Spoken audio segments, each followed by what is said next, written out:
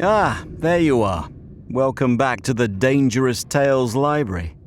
You caught me just as I was on my way out, moving some of my collection to another room. A room that unsettles all who go in it. There's something off about certain rooms, isn't there? Bedrooms, for example, where different people can't get a good night's sleep for love nor money. Maybe the bed is uncomfortable, or maybe the room is haunted. Or maybe it's something else. Maybe it's darkness itself. This is The Red Room by H.G. Wells. Narrated by Andy David Jones. I can assure you, said I, that it will take a very tangible ghost to frighten me. And I stood up before the fire with my glass in hand. It is your own choosing, said the man with the withered arm, and glanced at me askance. 28 years, said I have lived, and never a ghost have I seen as yet. The old woman sat staring hard into the fire, her pale eyes wide open. Aye, she broke in, and 28 years you will have lived and never seen the likes of this house, I reckon. There's a many things to see when one's still but 28. She swayed her head slowly from side to side. A many things to see and sorrow for. I half suspected the old people were trying to enhance the spiritual terrors of their house by their droning insistence. I put down my empty glass on the table and looked about the room, and caught a glimpse of myself, abbreviated and broadened to an impossible sturdiness in the queer old mirror at the end of the room. Well, I said, if I see anything tonight, I shall be so much the wiser, for I come to the business with an open mind. It is your own choosing, said the man with the withered arm once more. I heard the faint sound of a stick and a shambling step on the flags in the passage outside. The door creaked on its hinges as a second old man entered, more bent, more wrinkled, more aged even than the first. He supported himself by the help of a crutch. His eyes were covered by a shade, and his lower lip, half averted, hung pale and pink from his decaying yellow teeth. He made straight for an armchair on the opposite side of the table, sat down clumsily, and began to cough. The man with the withered hand gave the newcomer a short glance of positive dislike. The old woman took no notice of his arrival, but remained with her eyes fixed steadily on the fire. I said, it's your own choosing, said the man with the withered hand, when the coughing had ceased for a while. It's my own choosing, I answered. The man with the shade became aware of my presence for the first time, and threw his head back for a moment and sideways to see me. I caught a momentary glimpse of his eyes, small and bright and inflamed. Then he began to cough and splutter again. Why don't you drink? Said the man with the withered arm, pushing the beer toward him. The man with the shade poured out a glassful with a shaking hand that splashed half as much again on the deal table. A monstrous shadow of him crouched upon the wall and mocked his action as he poured and drank. I must confess, I had scarcely expected these grotesque custodians. There is, to my mind, something inhuman in senility, something crouching and atavistic. The human quality seemed to drop from old people insensibly day by day. The three of them made me feel uncomfortable with their gaunt silences, their bent carriage, their evident unfriendliness to me, and to one another. And that night, perhaps, I was in the mood for uncomfortable impressions. I resolved to get away from their vague foreshadowings of the evil things upstairs. If, said I, you will show me to this haunted room of yours, I will make myself comfortable there. The old man with the cough jerked his head back so suddenly that it startled me, and shot another glance of his red eyes at me from out of the darkness under the shade, but no one answered me. I waited a minute, glancing from one to the other. The old woman stared like a dead body, glaring into the fire with lackluster eyes. "If," I said a little louder, "if you will show me to this haunted room of yours, I will relieve you from the task of entertaining me." "There's a candle on the slab outside the door," said the man with the withered hand, looking at my feet as he addressed me.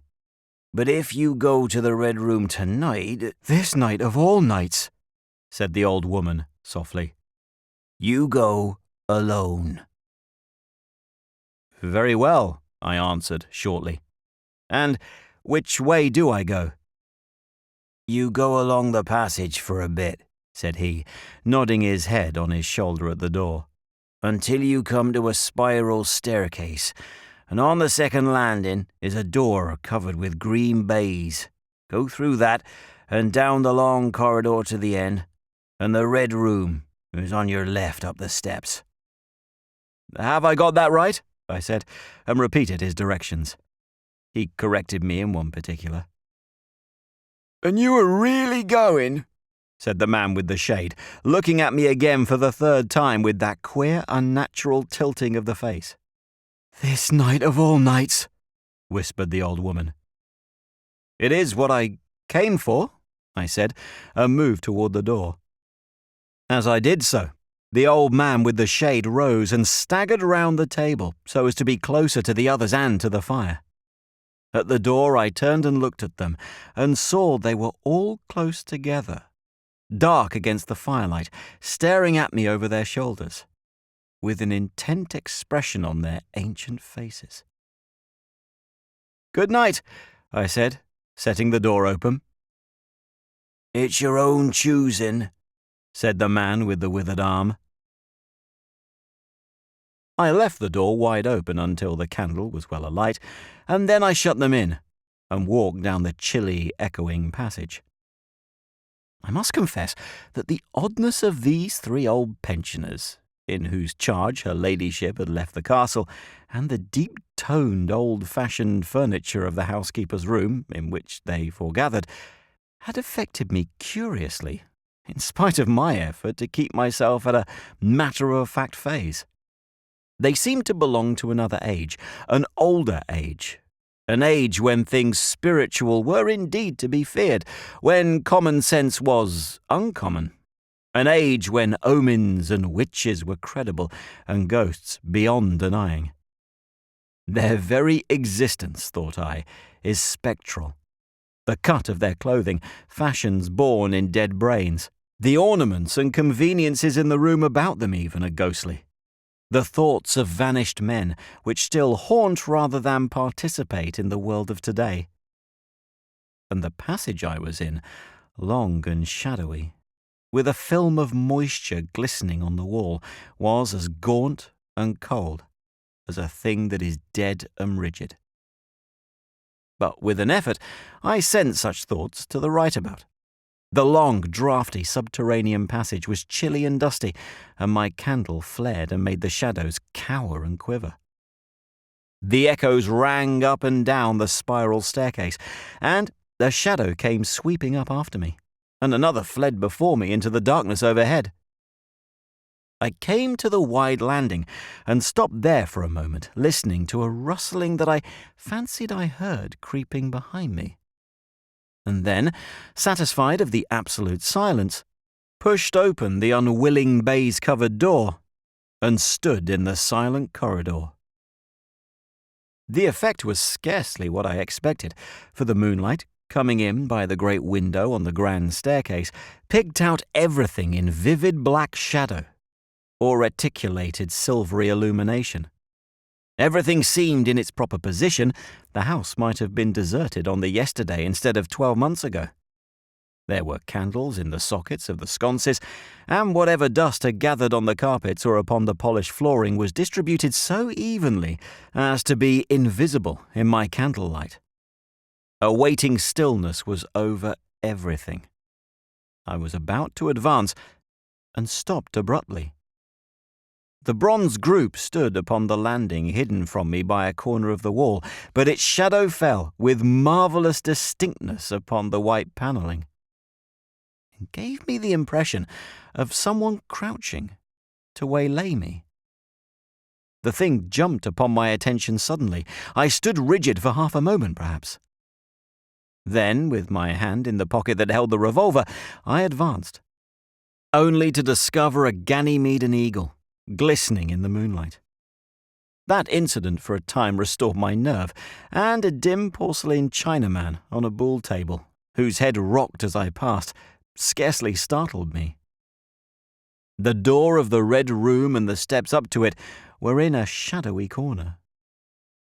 I moved my candle from side to side in order to see clearly the nature of the recess in which I stood before opening the door.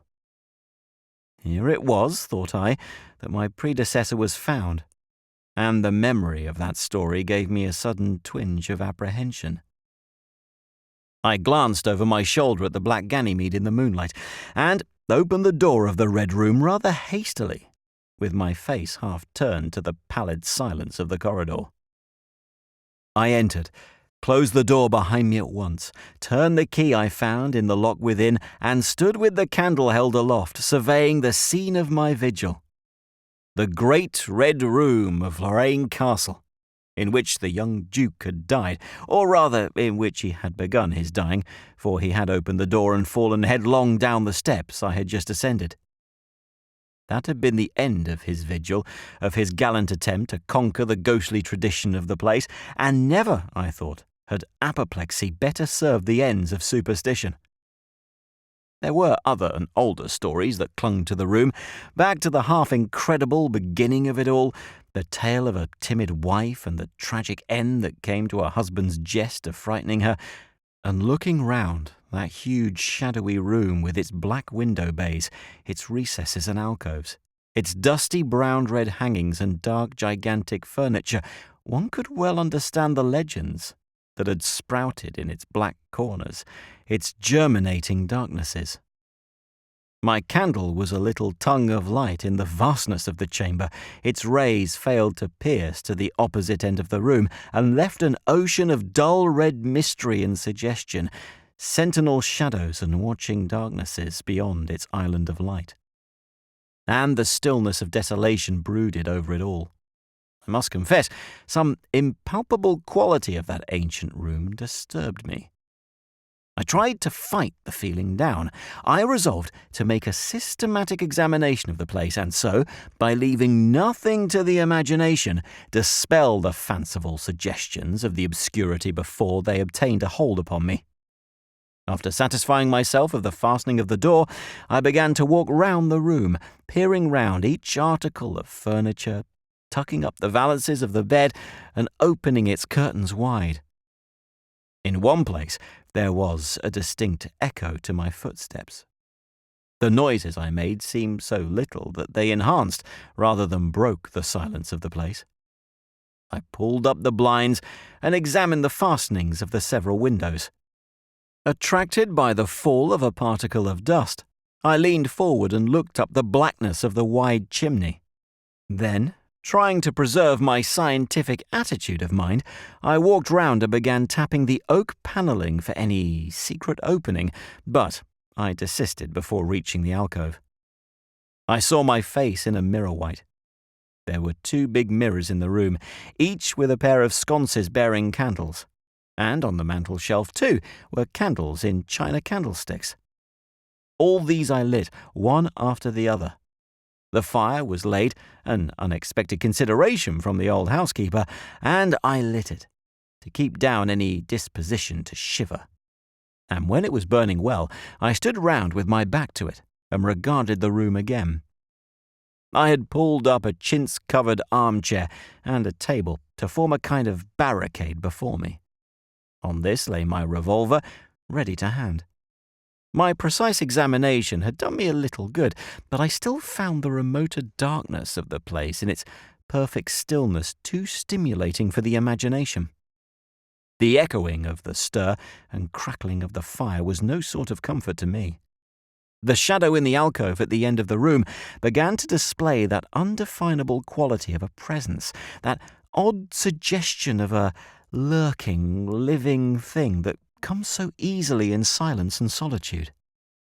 And to reassure myself, I walked with a candle into it and satisfied myself that there was nothing tangible there. I stood that candle upon the floor of the alcove and left it in that position. By this time, I was in a state of considerable nervous tension, although, to my reason, there was no adequate cause for my condition. My mind, however, was perfectly clear. I postulated quite unreservedly that nothing supernatural could happen, and to pass the time, I began stringing some rhymes together, in Goldsby fashion, concerning the original legend of the place. A few I spoke aloud, but the echoes were not pleasant. For the same reason I also abandoned after a time a conversation with myself upon the impossibility of ghosts and haunting.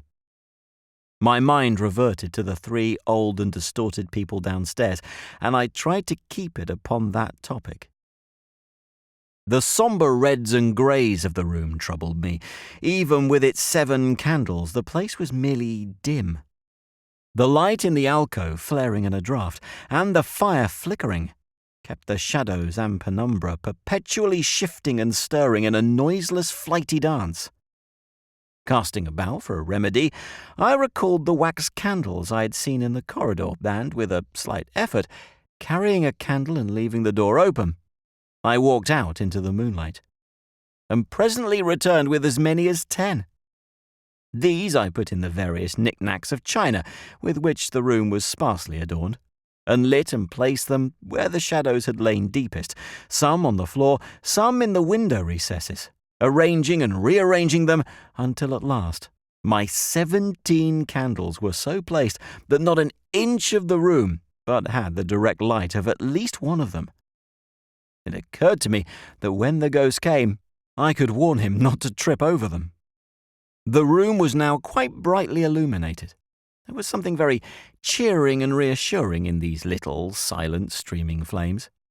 And to notice their steady diminution of length offered me an occupation and gave me a reassuring sense of the passage of time. Even with that, however, the brooding expectation of the vigil weighed heavily enough upon me. I stood watching the minute hand of my watch creep towards midnight. Then something happened in the alcove. I did not see the candle go out. I simply turned and saw that the darkness was there, as one might start and see the unexpected presence of a stranger. The black shadow had sprung back to its place. "By Jove," said I aloud, recovering from my surprise, "that draft's a strong one." And taking the matchbox from the table, I walked across the room in a leisurely manner to relight the corner again. My first match would not strike, and as I succeeded with the second, something seemed to blink on the wall before me. I turned my head involuntarily and saw that the 2 candles on the little table by the fireplace were extinguished. I rose at once to my feet. "Odd," I said. "Did I do that myself in a flash of absent-mindedness?" I walked back, relit one, and as I did so saw the candle in the right sconce of one of the mirrors wink and go right out, and almost immediately its companion followed it. The flames vanished, as if the wick had been suddenly nipped between a finger and a thumb, leaving the wick neither glowing nor smoking, but black. While I stood gaping, the candle at the foot of the bed went out, and the shadow seemed to take another step toward me. "This won't do," said I, and first one, then another candle on the mantel-shelf followed. "What's up?" I cried, with a queer high note getting into my voice somehow. At that, the candle on the corner of the wardrobe went out, and the one I had relit in the alcove followed. "Steady on," I said. "Those candles are wanted," speaking with a half-hysterical facetiousness and scratching away at a match the while. "For the mantel candlesticks." My hands trembled so much that twice I missed the rough paper of the matchbox. As the mantel emerged from darkness again, 2 candles in the remoter end of the room were eclipsed. But with the same match, I also relit the larger mirror candles and those on the floor near the doorway, so that for the moment I seemed to gain on the extinctions. But then, in a noiseless volley, there vanished 4 lights at once in different corners of the room, and I struck another match in quivering haste and stood hesitating whither to take it. As I stood undecided, an invisible hand seemed to sweep out the 2 candles on the table. With a cry of terror, I dashed at the alcove, and then into the corner, and then into the window, relighting 3 as 2 more vanished by the fireplace. And then, perceiving a better way, I dropped matches on the iron-bound deed box in the corner and caught up the bedroom candlestick. With this, I avoided the delay of striking matches, but for all that, the steady process of extinction went on, and the shadows I feared and fought against returned and crept in upon me. First, a step gained on this side of me, and then that. I was now almost frantic with the horror of the coming darkness, and my self-possession deserted me. I leaped panting from candle to candle in a vain struggle against that remorseless advance. I bruised myself in the thigh against the table. I sent a chair headlong. I stumbled and fell and whisked the cloth from the table in my fall. My candle rolled away from me, and I snatched another as I rose. Abruptly, this was blown out as I swung it off the table by the wind of my sudden movement, and immediately the 2 remaining candles followed.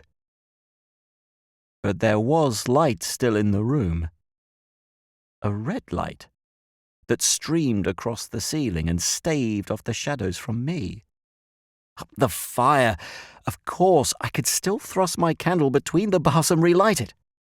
I turned to where the flames were still dancing between the glowing coals and splashing red reflections upon the furniture, made 2 steps towards the grate, and incontinently the flames dwindled and vanished. The glow vanished, the reflections rushed together and disappeared, and as I thrust the candle between the bars, darkness closed upon me like the shutting of an eye, wrapped about me in a stifling embrace, sealed my vision, and crushed the last vestiges of self-possession from my brain.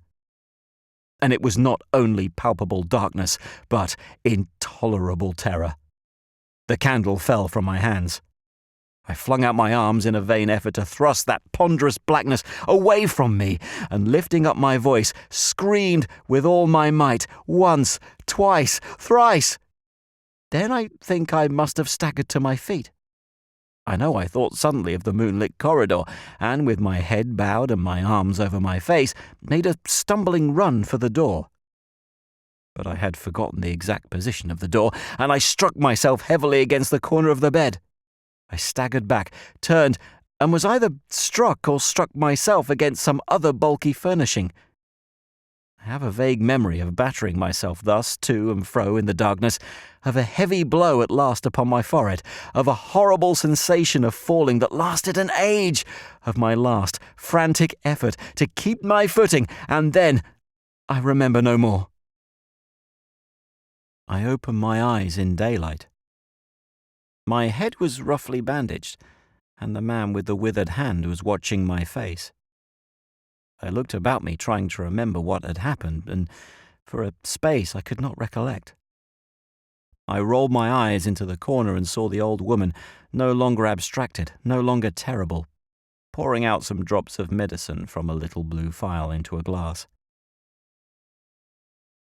"Where am I?" I said.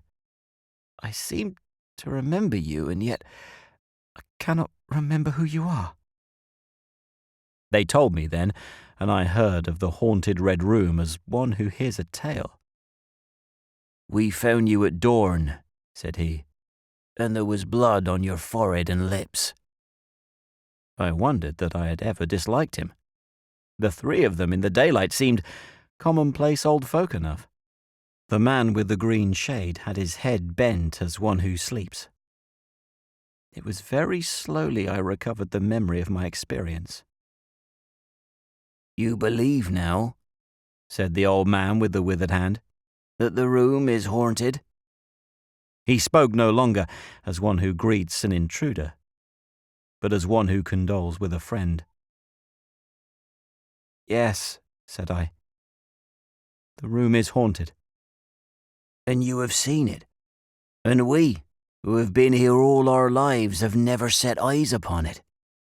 because we have never dared.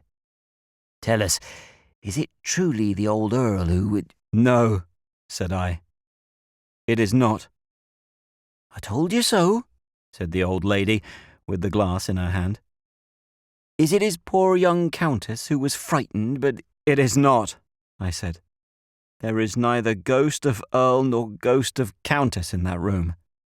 There is no ghost there at all.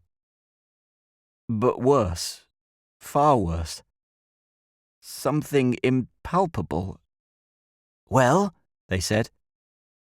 "The worst of all the things that haunt poor mortal men," said I. "And that is, in all its nakedness, fear. Fear that will not have light nor sound, that will not bear with reason, that deafens and darkens and overwhelms. It followed me through the corridor. It fought against me in the room." I stopped abruptly. There was an interval of silence. My hand went up to my bandages. The candles went out, one after another, and I fled. Then the man with the shade lifted his face sideways to see me and spoke. "That is it," said he. "I knew that was it. A power of darkness to put such a curse upon a home. It lurks there always. You can feel it even in the daytime, even of a bright summer's day, in the hangings, in the curtains, keeping behind you however you face about. In the dusk, it creeps in the corridor and follows you, so that you dare not turn. It is even as you say. Fear itself is in that room. Black fear. And there it will be, so long as this house of sin endures." This has been The Red Room by H.G. Wells. Narrated by Andy David Jones. Thanks for stopping by. Remember, you can listen to these stories on your favorite podcast platform by searching for Dangerous Tales. And on YouTube, if you've enjoyed this tale, please hit the like button. And if you haven't yet done so, click subscribe and the notification bell so you don't miss any future Dangerous Tales.